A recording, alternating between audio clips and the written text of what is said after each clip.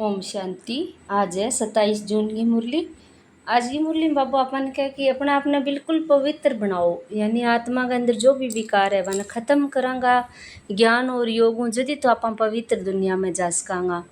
और दो दुनिया की बात करिए, नरक और स्वर्ग की। बाबा बताने लग रहे कि जिया जिया आप विकारा ने छोड़ता जाओगा स्वर्ग की शुरुआत होती जाएगी।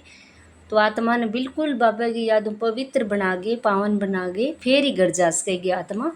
जो भी कर्मा को हिसाब किताब है वो चुप करके जानवा है, तो बाबा की याद में रह के आत्मा को जो भी कीचड़ है वो निकालना है और बाबा को वर्षों लेना है। तो बाबा के कहे अनुसार आपने चलना है। तो बाबा के मीठे बच्चे जी मीठे बाबा, याद से आत्मा का कीचड़ा निकालते जाओ। आत्मा जब बिल्कुल पावन बने तब घर चल सके। प्रश्न है, इस अंतिम जन्म में बाप के किस डायरेक्शन को पालन करने में ही बच्चों का कल्याण है? उत्तर है, बाबा कहते मीठे बच्चे इस अंतिम जन्म में बाप से पूरा वर्षा ले लो, बुद्धि को बाहर में भटकाओ मत, विष को छोड़ अमृत पियो। विष को छोड़ अमृत पियो। इस अंतिम जन्म में ही तुम्हें 63 जन्मों की आदत मिटानी है। इसलिए रात दिन मेहनत कर आत्म अभिमानी देही अभिमानी बनो। तो रात दिन मेहनत करनी है अपने विकारांगी छोड़ने की और आत्म अभिमानी बनने की। ओम शांति। शांति धाम विश्रामपुरी है। इस दुनिया में सब थके हुए हैं, चाहते हैं कि हम अपने सुख धाम में जाएं। ये दुनिया अच्छी नहीं लगती, स्वर्ग को देखते हैं तो नरक से दिल कैसे लगे। कहते हैं बाबा जल्दी करो, इस दुख धाम से ले चलो। बाप भी समझाते हैं ये तो छिछी दुनिया है, इनका नाम ही है डेविल वर्ल्ड यानी नरक। ये कोई अच्छा अक्षर है क्या? कहाँ डीटी वर्ल्ड और कहाँ डेविल वर्ल्ड। डीटी वर्ल्ड वह सत्युगी दुनिया और डेविल वर्ल्ड नरक ने बोले बाबू कवे। इस डेविल वर्ल्ड में सब तंग हो गए हैं, परंतु वापिस कोई जा नहीं सकता। तमो प्रधानता की खाद पड़ी हुई है, वह खाद आत्मा से निकले उसके लिए पुरुषार्थ कर रहे हैं। जो अच्छे पुरुषार्थी है उनकी अवस्था पिछाड़ी में अच्छी हो जाएगी। ये पुरानी दुनिया खलास हो जाएगी। अब तो बाकी थोड़े रोज है। जब तक बाप आकर वापिस न ले जाए तब तक कोई वापिस जा नहीं सकते। दुनिया में दुख है ना, घर में भी कोई न कोई दुख रहता है। तो तुम बच्चों की दिल में है बाबा अब हमें दुखों से छुड़ाने आए हैं। जो अच्छे निश्चय बुद्धि है वे बाप की याद को कभी भूलते नहीं। उनको कहा ही जाता है सर्व का दुख हरता।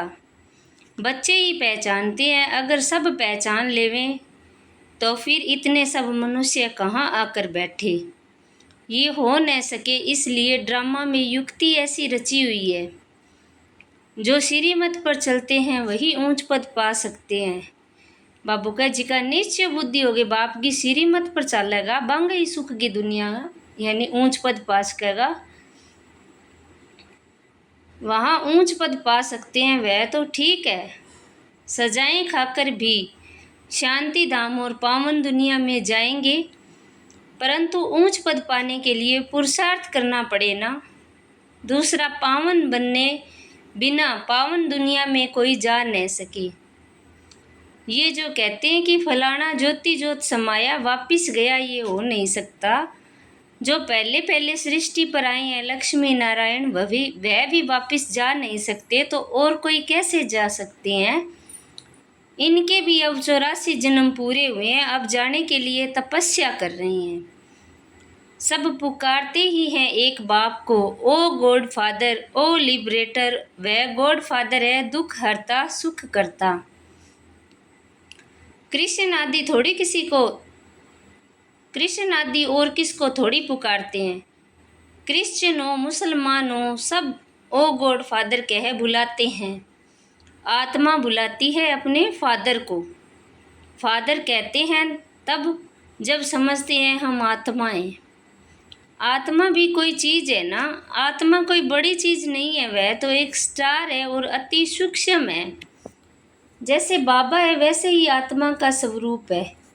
अब तुम बाप की महिमा करते हो, वह सतचित आनंद ज्ञान का सागर आनंद का सागर है। काल की मुरली में भी है नहीं, बाप की महिमा है भी यही बच्चा की महिमा होनी चाहिए। तो महिमा में आज बाबा बता वह सतचित आनंद है। बाबा गए मन और बुद्धि में सच्चाई है, ज्ञान को सागर है, आनंद को सागर है। तुम्हारी भी आत्मा उनके समान बनती है। तुम्हारी बुद्धि में अब सारे सृष्टि के आदि मध्य अंत का ज्ञान आ गया है और कोई मनुष्य मात्र में ये ज्ञान नहीं है। सारा भारत सारी विलायत ढूंढ लो, कोई को भी पता नहीं है। आत्मा 84 जन्मों का पार्ट बजाती है। 84 लाख तो इम्पॉसिबल है, असंभव है। 84 लाख जन्मों का तो कोई वर्णन ही नहीं कर सके। बाप कहते हैं तुम अपने 84 जन्मों को नहीं जानते हो, हम सुनाते हैं। वह सब सुनते हुए भी पत्थर बुद्धि समझते नहीं है कि 84 लाख जन्म हो तो कोई सुना ही कैसे सकते हैं। अब तुम जानते हो हम ब्राह्मण हैं, हमने 84 जन्म लिए हैं।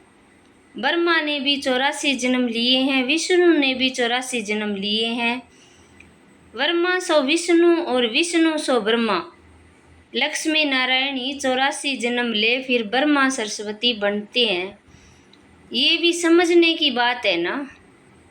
बाप कहते हैं हर 5000 वर्ष बाद आकर समझाता हूँ। 5000 वर्ष का चक्कर है।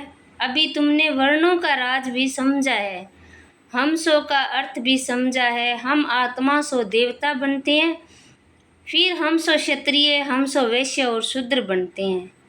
इतने इतने जन्म लेते हैं, फिर हम सो ब्राह्मण बनते हैं। ब्राह्मणों का ये एक जन्म है, ये है तुम्हारा हीरे जैसा जन्म। बाप कहते हैं ये तुम्हारा उत्तम शरीर है, इससे तुम स्वर्ग का वर्षा पा सकते हो। इसलिए अब और कोई तरफ भटको मत, ज्ञान अमृत पियो। समझ में भी आता है कि बरोबर 84 जन्म लेते हैं। तुम पहले सतयुग में सतो प्रधान थे, फिर सतो बने, फिर चांदी की खाद पड़ी, एकदम पूरा हिसाब बताते हैं। अब सरकार भी कहती है कि सोने में खाद मिलाओ, 14 कैरेट सोना पहनो। सोने में खाद डालना ये भारतवासी अब सुकून समझते हैं। शादी कराते हैं तो एकदम सच्चा सोना पहनते हैं। सोने पर भी भारतवासियों का बहुत प्यार है। क्यों? भारत की बात मत पूछो। सतयुग में तो सोने के महल थे, सोने की ईंटें थी। जैसे यहाँ ईंटों की ढेरी लगी रहती है, वहाँ सोने चांदी की ढेरी रहती है। माया मच्छंदर का खेल दिखाते हैं। उसने सोने की ईंटें देखी, सोचा ले जाता हूँ। नीचे उतरा तो देखा कुछ भी नहीं। कुछ न कुछ बात लगती है। बच्चियाँ समझती है अभी हम फिर से स्वर्ग में जाते हैं। फिर अगर पति आदि तंग करते हैं तो बेचारी अंदर में रोती है, कब हम सुख धाम में जाएंगे, बाबा आप जल्दी करो। बाप कहते हैं बच्चे जल्दी कैसे करूं, पहले तुम योग बल से अपना किचड़ा तो निकालो। योग की यात्रा पर रहो। बाप धीरज देते हैं, पुकारते भी हैं, ये पतित पावन आओ। गाते भी हैं स्वर्ग का सदगति दाता एक, यहाँ की ही बात है। अकासुर बकासुर ये सब बातें इस संगम के समय की है। ये है ही आसुरी दुनिया, तो बाप समझाते हैं मैं कलप कलप संगम पर आता हूँ, जब सारा झाड़ जड़ी भूत अवस्था को पाता है। तुम जानती हो सतयुग में हर चीज़ सतो प्रधान होती है। यहाँ इतने पंछी जानवर आदि हैं, ये सब इतने वहाँ नहीं होंगे। बड़े आदमियों के पास अच्छी सफाई रहती है, उन्हों के रहने का स्थान फर्नीचर आदि बहुत अच्छा होता है। तुम भी इतने ऊंच देवता बनते हो, वहाँ ऐसी कोई छीछी चीज रह न सके। यहाँ तो मच्छर आदि अनेक प्रकार की बीमारियाँ, कितनी गंदगी रहती है। गाँवों में इतना गंद नहीं रहता, बड़े बड़े शहरों में बहुत गंदगी रहती है, क्योंकि बहुत मनुष्य हो जाते हैं, रहने की जगह नहीं है। तुम सारे विश्व के मालिक बनते हो। मनुष्य गाते हैं घट ही में ब्रह्मा, घट ही में विष्णु, घट ही में 9 लाख तारे। तो ब्रह्मा सो विष्णु बन जाते हैं, विष्णु के साथ सितारे भी हैं। सतयुग में ये देवता बनते हैं तो इतने थोड़े ही होते हैं। झाड़ पहले छोटा होता है, फिर वृद्धि को पाता है। अप्रसंग मुरली में होने के बदलनो भी नियम है जी। आप बचपन वृद्ध अवस्था में धीरे धीरे आवा भी है, अपनी आत्मा धीरे धीरे विकारी बन गए और जड़जड़ी भूत हो जाएगी सारी। यानी शुरू में बहुत पवित्र हुआ आत्मा और बाद में एकदम विकारी बन जाए। सतयुग में तो थोड़े होंगे, मीठी नदियों के ऊपर रहेंगे। यहाँ नदियों से बहुत नहर निकालते हैं, वहाँ नहर आदि थोड़ी होती है, मुट्ठी जितने तो मनुष्य होते हैं। इतने के लिए गंगा जमुना तो है ही, उन नदियों के ही आसपास रहते हैं। 5 तत्व भी देवताओं के गुलाम बन जाते हैं। कभी भी बेकायदे बरसात नहीं पड़ती, कभी नदी उछल नहीं खाती। नाम ही है स्वर्ग, तो फिर क्या। अब कहते हैं स्वर्ग की आयु इतने लाख वर्ष है। अच्छा भला वहाँ राज्य कौन करते थे ये तो बताओ, तो कितने गपोड़े लगाते रहते हैं। तुम जानते हो हम कल्प पहले मुआफी की ये पार्ट बजा रहे हैं। रुद्र ज्ञान यज्ञ में अनेक प्रकार के असुरों के विघ्न पड़ेंगे। फिर मनुष्य समझते हैं असुर लोग ऊपर से गंध गोबर आदि डालते थे, परंतु नहीं, तुम देखते हो कितने विघ्न पड़ते हैं। अबलाओं पर अत्याचार होते हैं, तब तो पाप का घड़ा भरेगा। बाप कहते हैं थोड़ा सहन करना पड़ेगा। तुम अपने बाप और वर्षे को याद करते रहो, मार खाने समय भी बुद्धि में याद करो शिव बाबा। तुमको तो बुद्धि में ज्ञान है, किसको फांसी पर चढ़ाते हैं तो पादरी लोग कहते हैं गॉड फादर को याद करो। ऐसे नहीं कहेंगे कि क्राइस्ट को याद करो, इशारा गॉड के लिए करते हैं, तो वह इतना लवली है, सब उनको पुकारते हैं, आत्मा ही पुकारती है। अब देही अभिमानी बनने में ही मेहनत है। 63 जन्म तुम देह अभिमान में रहे हो, अभी इस एक जन्म में आधा कल्प की आदत मिटानी है। तुम जानती हो देही अभिमानी बनने से ही हम स्वर्ग के मालिक बन जाएंगे। कितनी ऊंच प्राप्ति है, तो रात दिन इसी कोशिश में रहना पड़े। मनुष्य धंधे आदि के लिए मेहनत करते हैं। आमदनी में मनुष्य को कभी उबासी और झुटका नहीं आएगा, क्योंकि आमदनी है, पैसे की खुशी रहती है, थकने की बात ही नहीं। बाबा भी अनुभवी है ना, रात को स्टीमर आदि आते थे तो आकर माल खरीदते थे।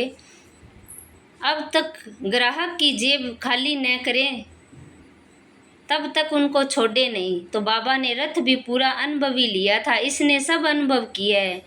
गांवड़े का छोरा था, 10 आने मण अनाज बेचता था, अब तो देखो विश्व का मालिक बनते हैं। बाबा ब्रह्मा बाबा के बारे में बताने लग रहे हैं।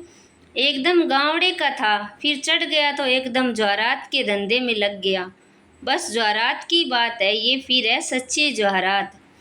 ये होता है रॉयल व्यापार। बाबा बहुत अनुभवी है। बाबा वायसराय आदि के घर में जाते थे जैसे अपना घर। इनको फिर कहा जाता है अविनाशी ज्ञान रतन। जितना ये बुद्धि में धारण करेंगे इससे तुम पद्मपति बनेंगे। शिव बाबा को कहा जाता है सौदागर रत्नागर। इनकी महिमा भी गाते हैं, फिर कह देते सर्वव्यापी। ब्रह्मा बाबू सथूल सौदे खातर दूसरे के घरे जाता तो यहाँ समझता आपका ही है। तो यही ज्ञान की सेवा के अंदर बाबू कह भी यही समझो कि व्यापन ज्ञान को व्यापार करना ज्ञान रत्ना को। महिमा के साथ फिर इतनी गलानी, कैसी हालत हो गई है भक्ति मार्ग की। बाप कहते हैं जब भक्ति पूरी होती है तब भक्तों का रक्षक बाप आते हैं। बहुत भक्ति कौन करते हैं ये भी सिद्ध हो जाता है। सबसे जास्ती भक्ति तुम करते हो, वही यहाँ आकर पहले पहले ब्राह्मण बनते हैं और बाप से वर्षा लेते हैं फिर से पूज्य बनने का। रावण ने पुजारी बनाया है, बाप पूज्य बनाते हैं। ये है भगवानुवाच। भगवान एक है, 2-3 भगवान होते नहीं। गीता भगवान की गाई हुई है। शिव भगवानुवाच के बदले श्री कृष्ण का नाम डाल दिया है, तो कितना फर्क हो गया है। ड्रामा अनुसार फिर भी गीता का नाम ऐसे बदलना ही है। फिर बुलाते हैं हे पतित पावन आओ। बाप पावन बनाते हैं, रावण पतित बनाते हैं। तो समझने की कितनी बुद्धि चाहिए। श्रीमत श्रेष्ठ ते श्रेष्ठ मत है ही एक बाप की। ये लक्ष्मी नारायण स्वर्ग के मालिक बाप की मत से ही बने हैं। अच्छा, मीठे मीठे सकिलदे बच्चों प्रति माता पिता बाप दादा का याद प्यार और गुड मॉर्निंग। रूहानी बाप की रूहानी बच्चों को नमस्ते। हम रूहानी बच्चों की रूहानी बाप दादा को याद प्यार गुड मॉर्निंग नमस्ते। धारणा के लिए मुख्य सार है इस एक जन्म में 63 जन्मों के पुराने देह अभिमान की आदत मिटाने की मेहनत करनी है। देही अभिमानी बन स्वर्ग का मालिक बनना है। दूसरो है इस हीरे तुल्य उत्तम जन्म में इस बुद्धि को भटकाना नहीं है, सतो प्रधान बनना है, अत्याचारों को सहन कर बाप से पूरा वर्षा लेना है। वरदान है साकार बाप समान अपने हर कर्म को यादगार बनाने वाले आधार मूर्त और उधार मूर्त भव। यानी ब्रह्मा बाप के तरिया हर कर्म में उधार मूर्त और आधार मूर्त बनो। जैसे साकार बाप ने अपना हर कर्म यादगार बनाया, ऐसे आप सभी का हर कर्म यादगार तब बनेगा जब स्वयं को आधार मूर्त और उद्धार मूर्त समझकर चलेंगे।